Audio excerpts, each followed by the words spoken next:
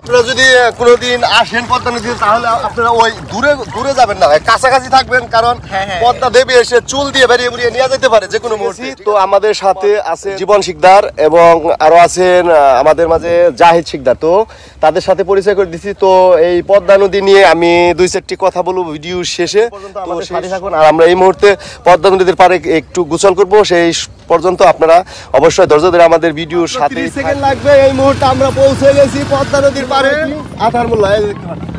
কিছু বলার নাই, প্রচন্ড গরম। এই গরমের ভিতরে আমরা একটু তৃপ্তি পাওয়ার জন্য এসেছি পদ্মার পাড়। পদ্মাতে এসে আমরা একটু গোসল করব। আমাদের মতো অসংখ্য মানুষ এখানে গোসল করতেছে। এখন আমরা একটু গোসল করার প্রস্তুতি নিচ্ছি আর কি, নিজেদের ভিতরেই।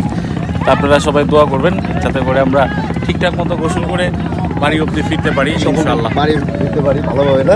জি জি, ঠিক আছে।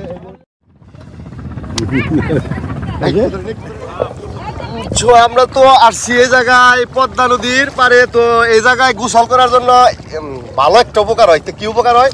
শরীরের যে চুলকানি আছে, চুলকানির জন্য সমুদ্র বেস্ট, কিন্তু পদ্মার ভিতরে আসলে পদ্মার পাড়ের আর আদবের সহিত পদ্মাতে গোসল করতে হয়। কারণ হলো আল্লাহর অনেক বড় সৃষ্টির একটা অনেক বড় নিদর্শন এই নদী।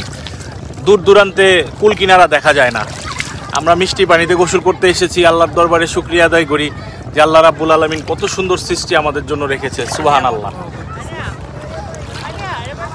তো আপনারা যদি কোনোদিন আসেন পদ্মা নদীতে তাহলে আপনারা ওই দূরে যাবেন না, কাছাকাছি থাকবেন, কারণ পদ্মা দেবী এসে চুল দিয়ে বেরিয়ে বেরিয়ে নিয়ে যেতে পারে যে কোনো মুহূর্তে। ঠিক আছে? তো আপনারা সাবধানে আসবেন, সাবধানে গোসল করবেন।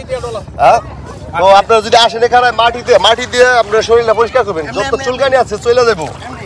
হ্যাঁ, এই যে কেমনে দেখাও, এই যে দেখা যাচ্ছে প্রাচীন যুগ। এই যে প্রাচীনকালের মানুষরা মাটি দিয়ে গোসল করত। আপনি একটা আবার চিন্তাও করতে পারবেন না এই মাটির ভিতরে কি আছে। এই দেহের সাথে যখন মাটির ডলা দিবেন তখন একটা ফিল পাইবেন যে মাটির তৈরি দেহের সাথে মাটি মিশে যাচ্ছে। এখন আমরা এই মাটি দিয়ে আমাদের দেহ পরিষ্কার করছি। তো আপনারা এই কাজটাই করবেন, যে কাজটা আমাদের জীবন শিকদার যে কাজটা করতেছে। সবাই এগুলা বুঝে না, করে না। তো আপনারা আসলে এই মাটির ভিতরে কি রাখছে, আপনি সাবান দিয়ে এত পরিষ্কার করতে পারবেন না আপনার হাত পা শরীর। ঠিক আছে? এই মাটির ভিতরে যা আছে আবার দেখেন নিমিশেই পরিষ্কার হয়ে যাবে। হ্যাঁ, এই দেখেন। তো দেখলেন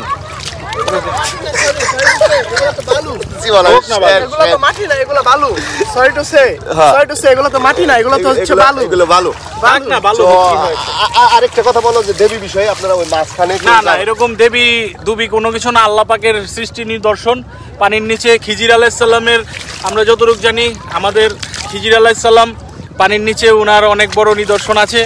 হ্যাঁ, তো আমরা ওনাদের সম্মান করে ইজ্জত করে তারপরে আল্লাহর উপর ভরসা করে পদ্মা নদীতে নেমেছি। ইনশাল্লাহ আল্লাহর কাছে চাই, আল্লাহ পাক আপনার এত বড় নিদর্শনে গোসল করতে নেমেছি, শরীরের যত সমস্যা আছে আপনি এর উসিলায় আল্লাহ আপনি ক্ষমা করে দেন। আমিন আমিন। সবাই ভালো থাকবেন, সুস্থ থাকবেন, আমাদের জন্য দোয়া করবেন।